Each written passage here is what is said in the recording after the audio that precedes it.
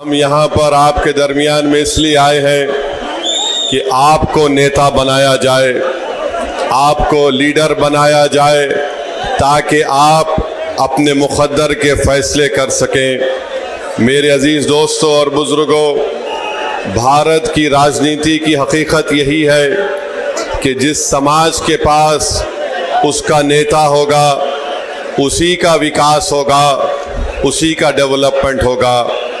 बंगाल में बरसों से हमने कभी कांग्रेस को वोट दिया, मुस्लिम अक़लियत ने, कभी हमने लेफ्ट पार्टीज़ को वोट दिया, कम्युनिस्ट पार्टीज़ को वोट दिया, और पिछले 15 साल से हम टीएमसी को अपना वोट दे रहे हैं। मैं आपसे सिर्फ एक बात कहने के लिए आया हूं कि आप आराम से इस बात को सोचिए कि हमारे बुजुर्गों ने कांग्रेस को वोट दिया तो क्या हमारा कोई फ़ायदा हुआ? क्या हमारे बच्चों को नौकरी मिली? क्या यहाँ से मुर्शिदाबाद से पलायन ख़त्म हुआ? फिर हमने लेफ्ट पार्टीज़ का साथ दिया। बताइए बंगाल के मुस्लिम माइनॉरिटी का क्या फ़ायदा हुआ? क्या हमारे ज़िंदगी के हालात बदल गए? क्या हमको गवर्नमेंट में नौकरी मिली? नहीं मिला। फिर आपने टीएमसी को वोट दिया 15 साल से। बताइए टीएमसी ने ज़मीन पर ऐसी कौन सी तब्दीली पैदा की जिससे मुस्लिम अक़लियत को फ़ायदा हो सके? आज आप देख रहे हैं कि हमारे पास लीडरशिप नहीं है, हम सिर्फ वोट डालने वाली एक मशीन हमको बना दिया गया। हम दूसरों को वोट डालते आए हैं।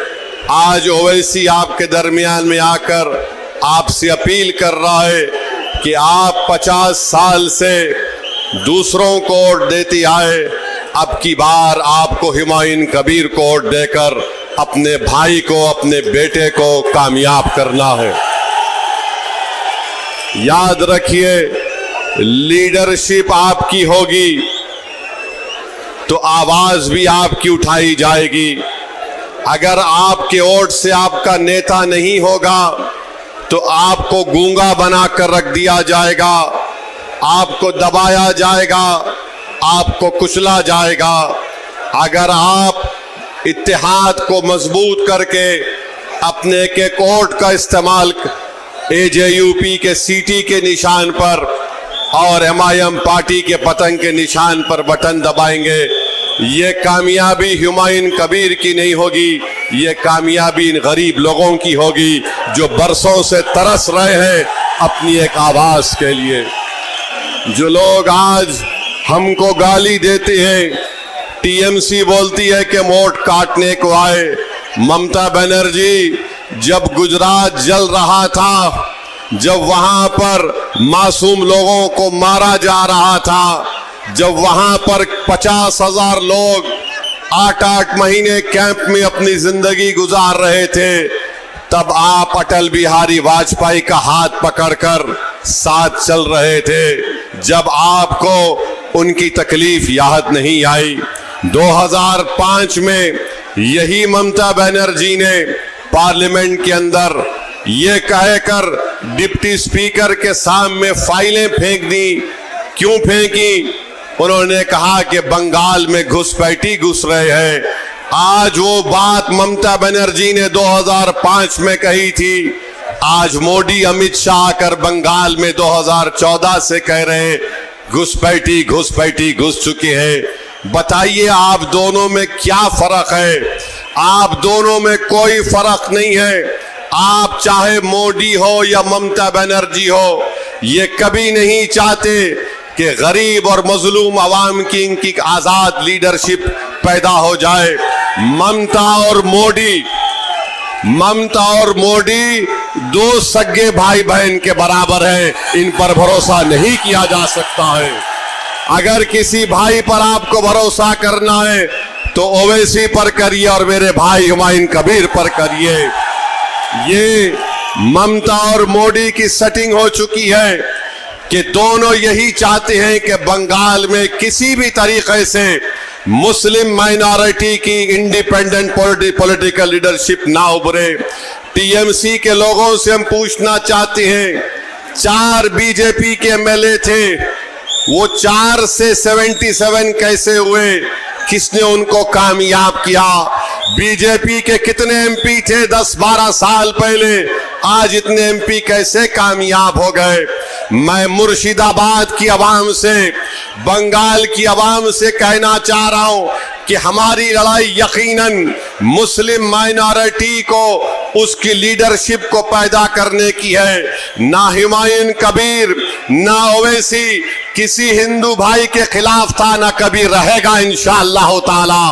हम अपना हक चाहते हैं, हम हिस्सेदारी चाहते हैं। अब हम टीएमसी या ममता के सामने अपना सर नहीं झुकाएंगे, हम मोदी से नहीं डरेंगे, हम सिर्फ अल्लाह से डरने वाले हैं और किसी और से डरने वाले नहीं हैं। हम अपना हक चाहते हैं, हमको अपना हक मिलना चाहिए। और याद रखो, नौदा की जनता 23 तारीख को आपको इसलिए वोट डालना है ताकि आप ममता की गुलामी से आजाद हो जाएं और मोदी के खौफ से आपको आजाद होना पड़ेगा। इन दोनों के खिलाफ आपको सीटी बजाना है। 23 तारीख के दिन सिर्फ सीटी बजेगी। दबाओ, सीटी दबा के बताओ इन लोगों को, ताकि दिल्ली में मोदी को मालूम हो जाए, कोलकाता में ममता को मालूम हो जाए कि आप ये बंगाल का मुस्लिम अक़लियत बेदार हो चुका है। आपकी सीटी की आवाज आपके इत्तेहाद की आवाज होगी, तुम्हारी सीटी की आवाज तुम्हारे शऊर की आवाज होगी, तुम्हारी सीटी की आवाज बंगाल में एक इनकलाब आएगा और यहीं से आएगा इंशाअल्लाह ताला। तो मेरे अजीज दोस्तों और बुजुर्गों, टीएमसी 15 साल से सत्ता में। अभिषेक बैनर्जी यहां बताया गया कि आकर कहा थे कि कोल्ड स्टोरेज बनाएंगे। कोल्ड स्टोरेज बना किसानों के लिए? क्या कोई कोल्ड स्टोरेज यहां पर बनाए? नहीं बनाए। 23 तारीख को टीएमसी को आपको कोल्ड स्टोरेज में डालना है और किसानों के लिए कोल्ड स्टोरेज इंशाअल्लाह ताला यहां पर हुमायूं कबीर साहब बनाएंगे। 15 साल से टीएमसी की सरकार है। 1 साल पहले कोलकाता हाई कोर्ट ने मुसलमानों के ओबीसी कास्ट का सर्टिफिकेट कैंसिल कर दिया। पूछो ममता बनर्जी से, वो बैकवर्ड क्लास के मुसलमानों का सर्टिफिकेट क्यों कैंसिल हुआ? आज वो गरीब के बच्चे ना तालीम हासिल कर सक रहे, एजुकेशन हासिल कर सक रहे, ना उनको गवर्नमेंट में नौकरी मिल रही है। टीएमसी बोलती हम वोट काटने आए, मोदी बोलता हम घुसपैठी हैं। हम उनसे पूछना चाहते हैं, बंगाल में 29% के करीब मुस्लिम अक़लियत है, तो बंगाल के गवर्नमेंट की नौकरी में 7% हमको नौकरी क्यों मिली है? बताओ, इसका जिम्मेदार कौन है?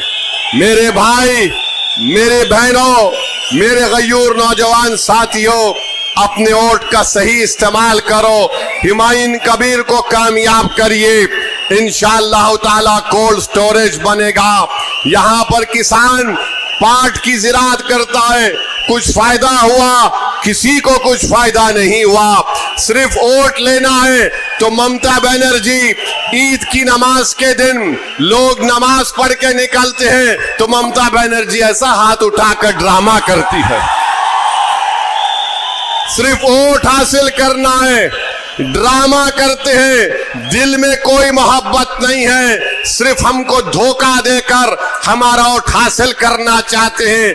याद रखो, ना ममता बनर्जी में फर्क है, ना मोदी में फर्क है। ये दोनों भाई बहन की जोड़ी से बंगाल के मुसलमानों को आजादी दिलाना है।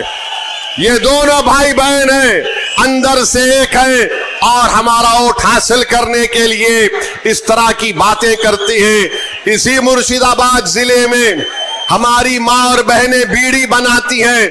ममता बनर्जी का भी एक बहन का हाथ उठाकर उसकी उंगलियों को देख लो, उसकी उंगलियों पर निशानात हैं बीड़ी बनाने के लिए। यहाँ पर जमीन के नीचे पानी आर्सेनिक है, ममता बनर्जी, आप कभी आकर जमीन का पानी पीकर बताओ, आप 2 घंटे में बीमार पड़ जाएंगे। 50 साल से मुर्शिदाबाद का गरीब आवाम वो गंदा पानी पीकर अपनी जिंदगी गुजार रहा है। बताओ आपने कुछ काम नहीं किया।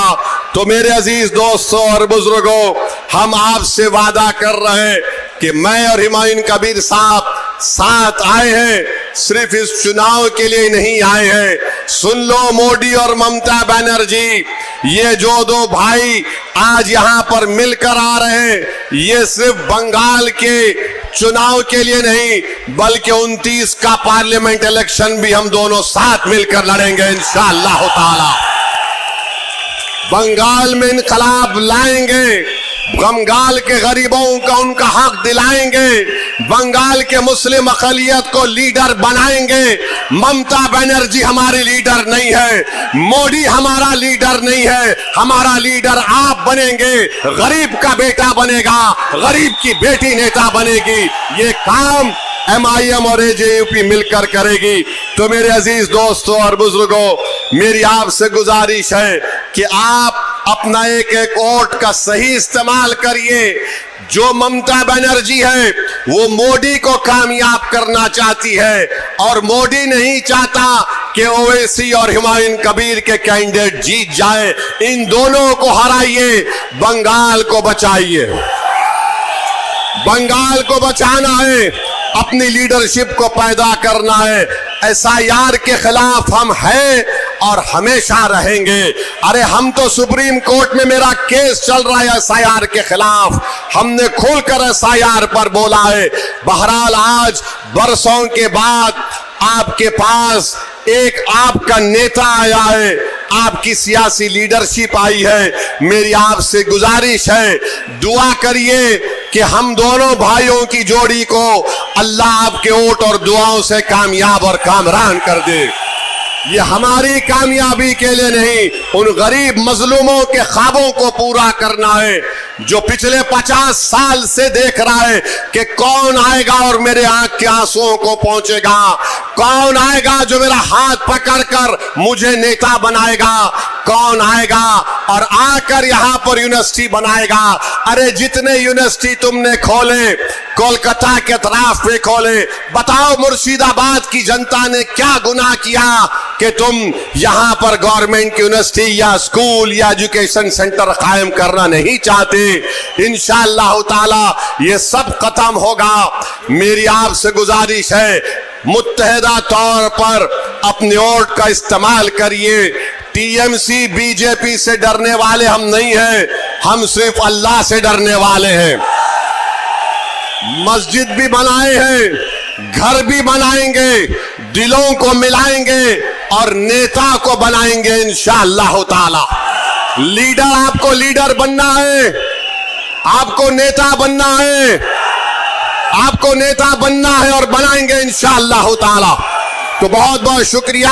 मेरे साथ नारा लगाइए, नारे तकबीर। जरा जोर से लगाओ ताकि कोलकाता और दिल्ली में ये दोनों भाई बहन को ये इनकलाब जो आज आ रहा है उनको मालूम हो जाए। नारे तकबीर।